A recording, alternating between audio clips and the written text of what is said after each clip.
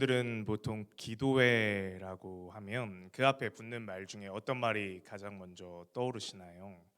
아마 대부분 사람들이 특별 새벽 기도회, 금요 철야 기도회, 작정 기도회 등을 떠올리실 겁니다. 저희 교회는 매년 다니엘 기도회를 또 드리고 있기 때문에 다니엘 기도회를 먼저 떠올리시는 분들도 있으실 거예요. 그런데 저에게 기도회 하면 떠오르는 가장 먼저 앞에 붙는 말이 무엇이냐라고 묻는다면 저는 주저없이 어머니라고 대답할 것입니다.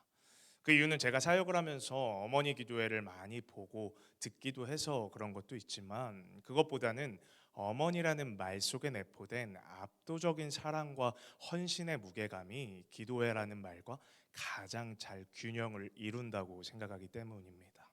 어머니들이 모여서 하는 기도회, 즉 어머니 기도회, 그 기도회는 굳이 다른 부가 설명이 없더라도 그 안에 얼마나 간절한 사랑의 기도가 넘쳐날지는 눈에 선하게 보이죠. 그렇기 때문에 수많은 성공한 목회자, 대통령, 사업가 등의 크리스천들이 자신들이 성공할 수 있었던 가장 큰 이유를 꼽아보라고 했을 때 어머니의 기도라는 답변이 많이 나왔던 것입니다. 이러한 어머니의 간절한 기도는 성경 속에도 등장을 합니다. 그중 대표적인 인물이 바로 오늘 말씀의 주인공인 한나인데요. 특별히 저는 오늘 말씀을 통해 한나의 기도를 조금 더 구체적으로 함께 살펴보고자 합니다. 한나는 매우 어려운 상황과 환경 속에서 기도를 드렸음에도 우리에게 아주 모범적이 되는 기도를 제시해주고 있습니다. 이렇게 그녀가 보여준 기도를 통해, 그것을 나누는 과정을 통해 우리가 현재 드리고 있는 기도가 어떠한 모습인지 되돌아보고, 또 어떻게 기도를 드리는 것이 보다 성숙한 기도를 드리는 것인지 이 시간에 함께 나누고자 합니다. 이러한 시간을 통하여 오늘 밤에 하나님께서 부어주시는 풍성한 은혜를 누리고 돌아가시는 모두 되시기를 간절히 소망합니다. 그렇다면 한나는 어떠한 인물이었을까요? 간단하게 그녀의 가정 환경과 상황을 한번 살펴보도록 하겠습니다. 본문 1장 1에서 2절 말씀입니다. 제가 읽어드리겠습니다. 에브라임 산지 라마다임 소빔에 에브라임 사람 엘가나라는 사람이 있었으니 그는 여로함의 아들이요 엘리우의 손자요 도우의 증손이요 숲의 현손이더라. 그에게 두 아내가 있었더니 한 사람의 이름은 한나요 한 사람의 이름은 분인나라. 분인나에게는 자식이 있고 한나에게는 자식이 없더라. 본문은 소개해주고 있습니다. 에브라임 사람 엘가나라는 인물이 있었는데 그에게는 두 아내가 있었고 그중 한 사람이 한나라고 말이죠. 그런데 한나는 또 다른 아내 분인나와 결정적인 차이가 하나 있었습니다. 그것이 뭐냐면 분인나에게는 자식이 있었고 한나에게는 자식이 없었다라는 것입니다. 지금 현 시대에서는 자녀를 갖는 것에 대해 부부가 그거는 알아서 결정하는 것이고, 그러한 그들의 결정을 존중해 주는 사회적 시선이 많이 있는데요. 그렇기 때문에 불임에 대해서도 이와 마찬가지로 매우 관대한 시선이 현재는 있습니다. 그러나 불과 바로 전 세대인 어머니들 시대만 하더라도 아이를 낳지 못한다는 것은 마치 여자로서 큰 죄를 짓는 것 같은 분위기를 만드는 사회였고, 은연중에 이에 대해 가족들의 핍박도 있었던 것이 사실이죠. 그런데 지금 한나가 살고 있는 이 시대는 방금 말씀드린 우리 어머니들의 시대보다 훨씬 더 자녀를 낳는 일을 중요하게 여기던 때였습니다. 왜냐하면 이 당시는 여성 인권이라는 것이 거의 존재하지 않았었기 때문입니다. 오죽하면 개수, 즉 인원을 파악할 때조차 여성을 포함하지 않는 것이 당연시 되던 때였으니까요. 남성들보다 여성들이 많아서 제가 이거 준비하면서 좀 겁나기는 했는데 그 당시 그랬다는 겁니다. 그렇기 때문에 그 당시 여성들은 남성이 절대로 대체할 수 없는 이 출산이라는 것을 자신들이 여자로서 살아갈 수 있는, 여자로서 살아가게 만드는 가장 중요한 권리이자 의무라고 생각을 했다는 것이죠. 그런데 한나는 그렇게나 중요한 임신을 지금 하지 못하고 있는 것이란 겁니다. 그나마 불행 중 다행인 것은 그의 남편인 엘가나가 한나를 그러한 매몰찬 시선으로 바라보는 게 아니라 따뜻한 시선으로 바라보고 있었다는 것입니다. 본문 4에서 5절 말씀 제가 읽어드리겠습니다.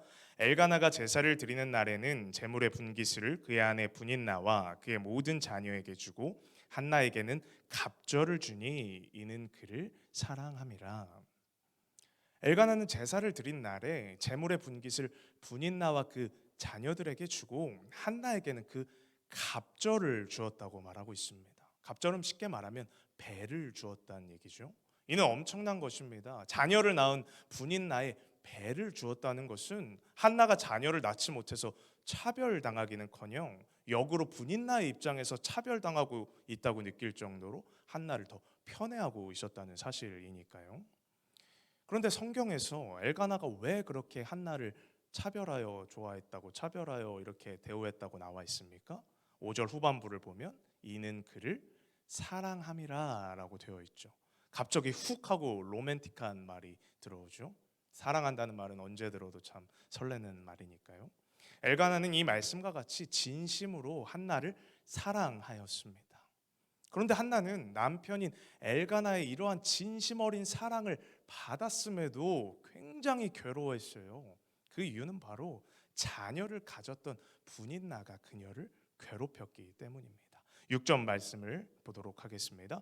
여호와께서 그에게 임신하지 못하게 하심으로 그의 적수인 분인나가 그를 심히 격분하게 하여 괴롭게 하더라. 저 노란색으로 표시를 해놨지만 분인나를 아예 그의 적수라고 표현을 하고 있습니다. 그리고 그러한 적수인 분인나는 한나를 심히 격분하게 하고 괴롭혔다라고 말하고 있습니다. 세번역 성경에서는 아예 분인나가 한나를 업신여겼다라고 표현을 하고 있어요. 제가 앞서서 설명했듯이 이 당시 여성들에게는 아이를 낳는다는 것은 여성으로서의 존재의 이유와 권리라고 말씀을 드렸습니다. 그것을 잘 알고 있는 분인나였기 때문에 여성으로서의 역할을 하지 못하고 있는 한나를 업신여기고 괴롭혔다는 것이죠. 그렇다면 한나는 도대체 왜 아이를 임신하지 못했던 것일까요? 그 이유에 대해서도 성경에서 매우 친절하게 설명을 해주고 있습니다. 그것도 아주 강조되어서 연속으로 2번이나 언급이 되는데요. 5절 후반부와 6절 전반부입니다. 제가 읽어드리겠습니다. 그러나 여호와께서 그에게 임신하지 못하게 하시니 여호와께서 그에게 임신하지 못하게 하심으로. 성경에서는 여호와께서 한나를 임신하지 못하게 하셨다라고 말하고 있습니다. 세번역 성경에서는 아예 태를 닫아 놓으셨다라고 표현을 하고 있어요. 그렇다면 하나님께서는 왜 그렇게 하신 걸까요? 왜 한나가 임신하지 못하게 하신 걸까요? 이 질문에 대하여서 우리가 대답하기 전에 잠시 생각을 해보면 사실 성경 속에서 임신을 하지 못했다라는 이 레파토리가 굉장히 흔했다는 것을 우리가 알 수가 있습니다. 성경 속의 다른 여러 여인들도 이러한 일을 다 겪었었기 때문이죠. 가장 대표적으로는 아브라함의 아내 사라가 있죠. 창세기 11장 30절 말씀을 보면 사레는 임신하지 못함으로 자식이 없었더라. 또 이삭의 부인인 리브가도 있고요. 이 밖에 야곱의 부인 라헬, 삼손의 어머니였던 마노아의 아내, 또 세례 요한의 어머니 엘리사벳 등이 있었습니다. 굉장히 많은 사람들이 임신하지 못해서 고통을 받았었다는 거죠. 그런데 이러한 모든 불임에는 공통점이 하나 있습니다. 그것은 바로 하나님께서 특별하게 그들에게 개입하셨을 때 그 모든 문제들이 해결되었다는 것입니다. 이는 반대로 이야기하면 이러한 모든 불임들이 하나님의 놀라운 역사와 영광을 실현하는 것에 있어 반드시 필요한 과정이었다는 것입니다. 아이를 더 이상 낳을 수 없는 몸이 되었던 사라에게 개입하여 이스라엘의 족장 역사를 잇는 이삭을 낳게 하신 하나님, 아이를 임신하지 못했던 마노아의 아내에게 개입하여 블레셋을 무찌르는 사사 삼손을 낳게 하신 하나님, 하나님께서는 이렇게 불임을 겪었던 여인들에게 늘 개입하셨고 놀라운 역사를 통해 그들의 태를 여셨습니다. 그렇게 해서 그녀들이 낳았던 자녀들의 목록을 보면 아주 입이 떡하고 벌어지는데요. 사라의 자녀 이삭, 리브가의 자녀 야곱, 라헬의 자녀 요셉, 마노아 아내의 자녀 삼손, 엘리사벳의 자녀 세례 요한. 정말 기라성과 같이 하나님께 귀하게 쓰였던 인물들입니다.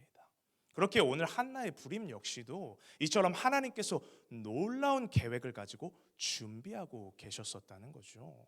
그렇게 하나님의 놀라운 계획 아래 한나가 낳게 되는 자녀가 누굽니까? 이스라엘 역사상 가장 위대한 선지자이자 제사장인 사무엘 아닙니까? 이렇게 하나님께서는 한나의 부림을 통하여 그녀가 스스로 사무엘을 온전히 하나님께 바치겠다는 서원을 할 수 있도록 하셨고, 그 서원을 통하여 사무엘이 하나님의 성전에서 자라게 하셨고, 그렇게 자라나 사무엘을 통하여 이스라엘을 하나님 앞에 온전히 세우도록 그를 사용하셨다는 겁니다.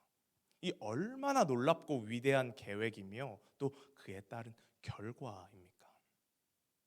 우리 그리스도인들은 이와 마찬가지로 하나님께서 늘 우리의 삶을 주관하시고 개입하고 계시다는 것을 인정하고 느끼며 살아가야 합니다. 하나님께서는 우리의 모든 일이 잘 될 때에도 우리와 함께 하시고, 반대로 무슨 일이 이렇게까지 안 되나 정말 죽고 싶은 마음이 들 정도로 모든 일이 잘 안 풀릴 때도 하나님께서는 우리와 함께 하고 계시다는 겁니다. 제가 저번 수요 예배 찬양 때도 말씀드렸지만, 하나님은 해가 뜰 때부터 해가 지는 그 모든 순간에 우리와 함께 하신다는 겁니다. 날이 저물어 갈 때, 빈들에서 걸을 때, 내 손에 아무것도 없을 때, 내 옆에 아무도 없을 것 같을 때에도 하나님은 여전히 나의 삶에 전적으로 개입하고 계시다는 겁니다. 바로 오늘 한나가 맞닥뜨린 불임이라는 인간으로서는 도저히 받아들이기 어려운 이 아픔을 겪는 이 순간조차도 하나님은 나를 위해, 그 한나를 위해 일을 하고 계셨다는 겁니다. 그렇기 때문에 우리는 두려워할 필요가 없다는 거예요. 내 삶의 모든 순간들이, 내가 겪는 모든 어려운 일들, 아픔, 고통, 슬픔, 그 모든 일들이 결국에는 합력하여 선을 이루신 하나님의 놀라운 계획과 역사 속에 있는 것을 우리는 믿기 때문입니다. 이러한 사실을 우리가 진정으로 믿는다면 그 무엇이 우리를 두렵게 만들고 그 어떠한 시험과 환난이 우리를 무너뜨릴 수 있겠습니까? 사랑하는 성도님들, 저는 늘 이 설교단에서 가장 선포하고 싶은 내용은 이것입니다. 하나님은 지금도 살아계십니다. 그리고 지금 이 순간도 우리 모두를 한 명 한 명 바라보고 계시고, 그들의, 여러분들의 삶을 한 명 한 명 주관하고 계획하고 계십니다. 우리는 그 사실을 믿고 그 사실 안에 살아간다면 어떠한 두려움에도 맞서 싸울 수 있다는 것입니다. 어떠한 상황 속에서도 주저하지 않고 절망하지 않고 이겨나갈 수 있다는 것입니다. 그 위대하신 하나님을 오늘도 붙잡고 나아가시는 여러분들 되기를 간절히 소망합니다. 이렇게 한나를 향한 놀라운 계획을 하나님께서는 갖고 계셨는데, 아직 그 하나님의 뜻을 깨닫지 못했던 한나는 분인나에게 낙심하여 울고 또 음식도 먹지 않았다고 성경에서 말하고 있습니다. 그렇게 크게 낙심하던 한나는 하나님께 나와 기도를 하게 되는데요. 사무엘상 1장 10절의 말씀입니다. 우리 다 같이 한번 읽어보겠습니다. 시작. 한나가 마음이 괴로워서 여호와께 기도하고 통곡하며. 한나는 누구보다 마음이 괴롭고 슬프고 힘들었지만 그 괴로운 마음을 결코 인간적인 방법으로 풀어내려고 하지를 않았다는 거예요. 예를 들어 지금 한나가 가장 쉽게 생각할 수 있는 인간적 해결 방법이 뭡니까? 당연히 자신의 적수 분인나와 맞서 싸워서 그녀를 내쫓는 거 아니겠습니까?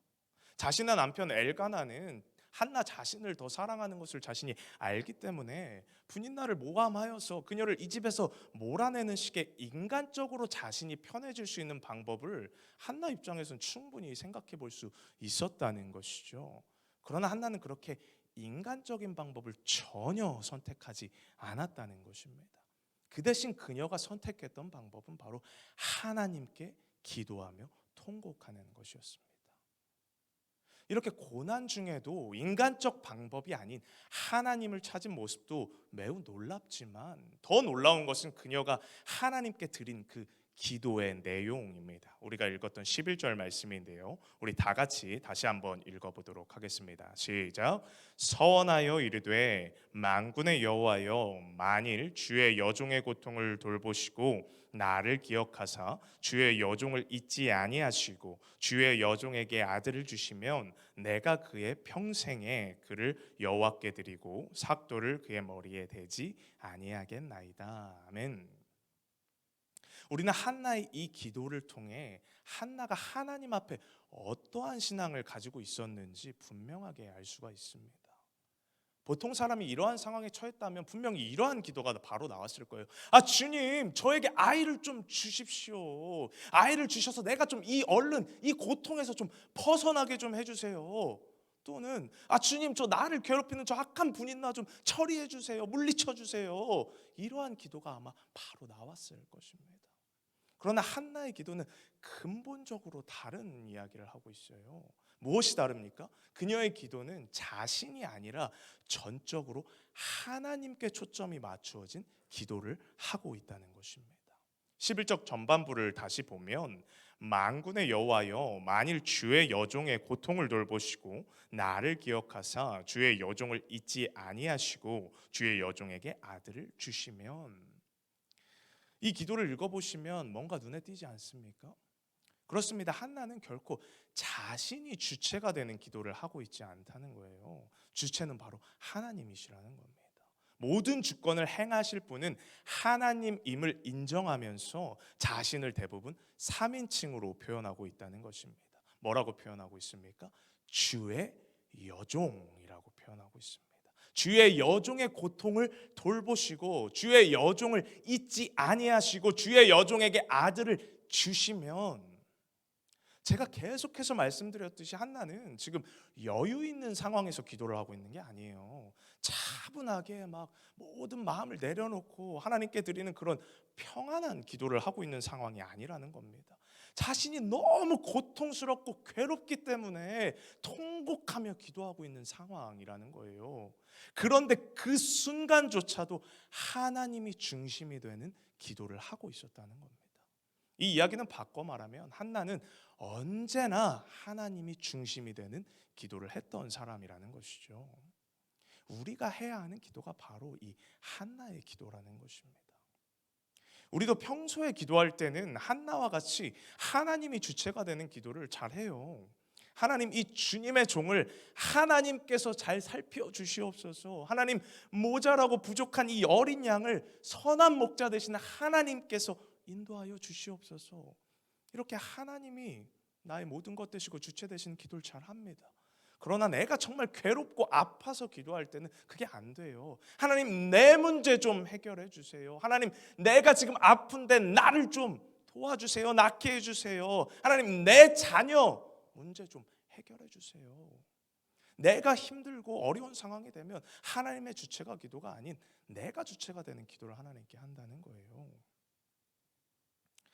옛 격언에 이런 말이 있습니다.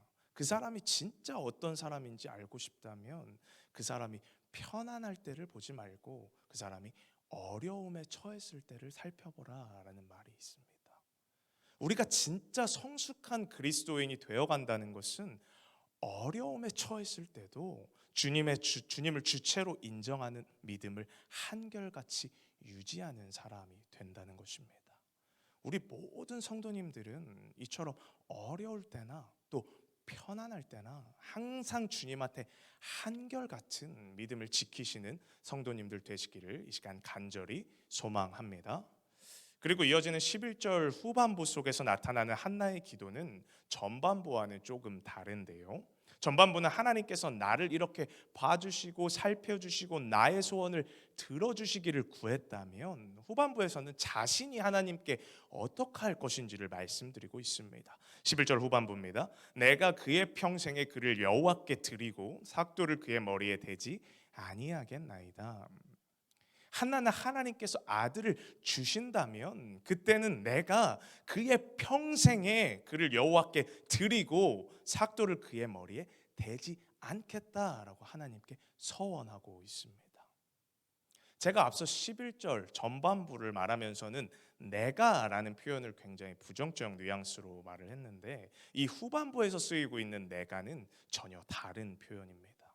왜냐하면 전반부에서는 모든 주체가 내가 되어서 내 문제만을 바라봐 달라고 할 때 쓰인 표현이 내가였다면, 후반부에서는 주체자이신 하나님께 하나님을 위해서 내가 서원하고 약속하고 행동하는 것을 말할 때 쓰인 것이기 때문입니다. 우리는 종종 착각을 할 때가 있어요. 기도를 한다는 것이 하나님께 나의 기도 제목을 쭉 나열하는 것이라고 생각을 한다는 거죠. 나의 기도 제목, 우리 가족의 기도 제목, 교회의 기도 제목 등을 쭉 하나님께 아뢰는 게 기도의 전부라고 생각한다는 것입니다. 그러나 이와 더불어서 기도에 반드시 들어가야 하는 내용은 내가 하나님을 위해서 어떻게 살겠다는 다짐과 약속의 내용이 반드시 들어가야 한다는 것입니다. 즉 하나님 무엇을 해주세요와 함께 하나님 제가 하나님 앞에 이렇게 살겠습니다 라는 내용이 반드시 함께 들어가는 것이 올바른 기도라는 것입니다. 이러한 내용을 토대로 보았을 때 한나의 기도는 매우 정석적이면서 모범적인 기도인 것이죠. 하나님이 본질적으로 주체자가 되는 기도이며 자신의 필요를 하나님께 겸손히 구하고 있고, 결코 받는 것에만 그치는 것이 아니라 자신 역시 하나님 앞에 이렇게 살겠다는 다짐과 서원이 들어가 있는 기도라는 것입니다. 우리 이러한 내용을 머릿속에 넣고 다시 한번 다 같이 11절을 읽어보도록 하겠습니다. 다 같이 읽겠습니다. 시작. 서원하여 이르되 만군의 여호와여, 만일 주의 여종의 고통을 돌보시고 나를 기억하사 주의 여종을 잊지 아니하시고 주의 여종에게 아들을 주시면 내가 그의 평생의 그를 여호와께 드리고 삭도를 그의 머리에 대지 아니하겠나이다. 아멘. 사실 이러한 한나의 기도는 이것만으로도 충분히 모범적이지만 아직 완성은 되지 못한 기도입니다. 이 기도를 드리고 있는 그 시점까지는 말이죠.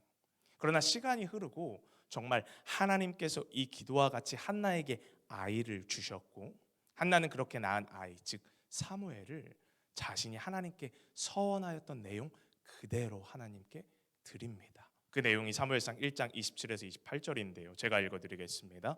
이 아이를 위하여 내가 기도하였더니 내가 구하여 기도한 바를 여호와께서 내게 허락하신지라. 그러므로 나도 그를 여호와께 드리되 그의 평생을 여호와께 드리나이다 하고 그가 거기서 여호와께 경배하니라. 아멘. 사실 이 부분이 우리가 한나의 기도를 통해 적용해야 하는 가장 중요한 점입니다. 즉 하나님께 간절히 구하고 그것을 정말로 응답받았다면 그것을 두고 내가 하나님 앞에 다짐하며 기도했던 내용들을 주님 안에서 반드시 지켜야 한다는 것입니다. 이러한 표현을 써서 죄송하지만 제가 이 표현이 너무 적절해서 한번 쓰겠습니다. 우리가 화장실 들어갈 때와 나올 때 태도가 다르다고 하지 않습니까? 내가 배가 너무 아프고 너무너무 급할 때는 온갖 것을 다 붙잡고 막 모든 약속을 다 하잖아요. 만약에 화장실 급한데 그 앞에서 나오면 100만 원 안 주면은 나 안 들여보내준다 하면은 다 100만 원 준다고 하고 들어갈 거예요. 일단 해결을 해야 되니까. 그렇게 막 급해질 때는 온갖 것을 다 약속하고 가지만 딱 해결을 하고 편안해지면 무슨 생각이 듭니까? 딱 내 갈 길, 내 생각부터 딱 들어온다는 거죠. 그러나 우리가 한나의 기도를 통하여 정말 성숙한 그리스도인의 기도로 나아가고 싶다면 기도를 통해 내가 하나님께 했던 그 다짐과 약속을 반드시 삶 속에서 지켜나가며 살아가야 한다는 것입니다. 여기 계신 분들 중에 아마 이찬수 목사님을 모르시는 분은 안 계실 거라고 생각을 합니다. 분당 우리 교회 담임 목사님이시죠. 분당 우리 교회는 현재 한국 교회에서 가장 선한 영향력을 끼치는 대형 교회 중에 하나입니다. 그런데 이찬수 목사님은 예전에 이러한 고백을 한 적이 있어요. 주위에 개척교회와 미자립교회가 그렇게 많은데 사람들이 계속해서 우리 분당 우리 교회로 오는 것이 내가 너무너무 괴롭다. 이는 마치 이마트, 롯데마트가 들어서면서 동네의 조그마한 가게들이 사람들이 그곳을 전혀 찾지 않게 되는 현상과 비슷한 것이죠. 그렇게 이찬수 목사님은 2012년 설교 중에 중대 발표를 하게 되는데요. 그 내용은 바로 1만 성도 파송 운동이라는 것입니다. 그것은 바로 분당 우리 교회를 30개로 분리 개척을 한다는 것입니다. 원래 분당 우리 교회가 2만 명이 넘는데 그곳에 출석하는 장년을 5천 명 이하만을 남기고 나머지 성도들을 다 파송하겠다는 계획이죠. 특별히 30개의 교회로 분립을 할 때 절대로 새로 분립 개척하는 교회에 우리라는 이름을 붙일 수 없게 하였습니다. 만약에 우리를 붙이면 뭐 서울 우리 교회, 뭐 의왕 우리 교회, 그러니까 분당 우리 교회 마치 프랜차이즈가 되는 느낌이니까요. 그런 분립했을 때 아무런 의미가 없기 때문에 프랜차이즈화를 막는다고 아예 이름도 사용할 수 없게 하였습니다. 현재는 사정상 한계가 줄어서 29개로 분리 개척되었는데 지난 4월 10일 분리 개척을 선포한 지 10년 만에 1만 성도 파송 운동 예배를 드렸고 17일부터 각각 29개의 분립 개척 교회로 나누어져서 예배를 드리고 있습니다. 그리고 이찬수 목사님은 안식년을 포함한 앞으로 2년 동안 작년 출석이 5천 명 이하가 되지 않고 분당 우리 교회가 대형 교회의 모습을 유지한다면 자신이 사임하겠다는 그 약속은 전과 같이 유효하다고 이번 4월에 또다시 말씀을 하셨습니다. 저는 오늘 말씀을 준비할 때부터 하나님께 자신이 원하는 것을 구하여 그것을 응답받았을 때 이전에 자신이 하나님 앞에 했던 약속들을 철저하게 지킨 사람의 예시로 이찬수 목사님을 떠올렸습니다. 이찬수 목사님은 분당 우리 교회를 개척하여 지금까지 하나님께 간구하고 기도 제목들의 응답을 받아 이렇게 교회를 성장시켰죠. 그렇게 하여 우리나라에서 손꼽히는 대형 교회가 되었음에도 그는 하나님 앞에 약속했던 것들, 하나님 앞에 성도들 앞에 약속했던 것들을 철저하게 지켜냈습니다. 저는 이 파송 운동에 일찍이 관심이 많았거든요. 한 5, 6년 전부터 계속 관심을 가졌고 그래서 솔직히 이게 정말 가능할까? 이 교회가 이렇게 분란 없이 정말 29개, 30개로 쪼개지는 것이 가능할까? 하고 의구심을 많이 갖고 있었는데 저번 달 이것이 정말 이루어지는 것을 보고 이찬수 목사님이 하나님 앞에 또 사람들 앞에 얼마나 올바른 목회자인지 다시 한번 깨닫게 되었습니다. 제가 이러한 예화를 드린 것은 결코 이찬수라는 목회자를 높이기 위해서가 아닙니다. 제가 이 예화를 통해 나누고 싶었던 내용은 그분이 하나님 앞에 자신이 다짐하고 약속했던 것들을 진짜로 지켜나가기 위해 얼마나 투철한 싸움을 해왔을까, 얼마나 많은 고뇌와 고민을 이겨내며 그 약속을 지켰을까라는 그 마음을 이 시간 함께 나누며 우리 역시 하나님 앞에 결단하고 약속했던 그 내용들을 철저히 지켜나가기를 소망하는 마음 때문에 이 이야기를 나누는 것입니다. 오늘 말씀을 총정리하고자 합니다. 오늘은 한나라는 여인이 하나님께 드렸던 기도의 내용을 통하여 우리가 앞으로 어떠한 기도를 나누며 살아가야 되는지, 어떠한 기도를 드리며 살아가야 되는지 함께 살펴보았습니다. 먼저 우리는 기도할 때 본질적으로 하나님이 주체자가 되시는 기도를 해야 하며 나의 필요를 하나님께 겸손히 구하고 나아가는 기도를 해야 합니다. 이어서 하나님께 응답받기만을 구하는 기도에 그치는 것이 아니라 나 역시 하나님 앞에 이렇게 살겠다, 나의 이면을 하나님께 온전히 드리겠다 하는 다짐과 서원이 들어간 기도를 해야 된다는 것입니다. 그리고 마지막으로 하나님께 다짐하고 약속한 그 기도 제목들을 하나님 앞에 반드시 지키며 살아가는 삶을 살도록 철저하게 노력해야 된다는 것입니다. 이것이 바로 성숙한 그리스도인들이 지향해야 할 기도의 궁극적인 방향성인 것입니다. 그렇게 이 시간 오늘 함께 나눈 말씀을 가지고 찬양하고 기도하기를 소망합니다. 하나님, 내가 한나와 같이 내가 간절히 바라는 그 간구 속에서조차 늘 하나님이 주체가 되고 하나님이 먼저가 되는 그러한 기도를 하는 사람이 되기를 이 시간 간절히 소망합니다. 또한 하나님이 나에게 무엇을 해줄까에 초점을 맞춘 기도보다 내가 하나님을 위하여 무엇을 할까 생각하며 하나님께 다짐하고 약속하는 기도를 할 수 있는 성숙한 그리스도인이 되게 하여 주시옵소서. 그리고 그것을 하나님 앞에 지켜 살아가기 위해 철저하게 몸부림치며 살아가는 그러한 하나님이 보시기에 복된 이 마지막 때의 온전한 그리스도인이 우리 모두 되게 하여 주시옵소서. 우리 이 기도 제목을 가지고 주님 내가 여기 있사오니 찬양하시고 나서 함께 통성으로 기도하도록 하겠습니다.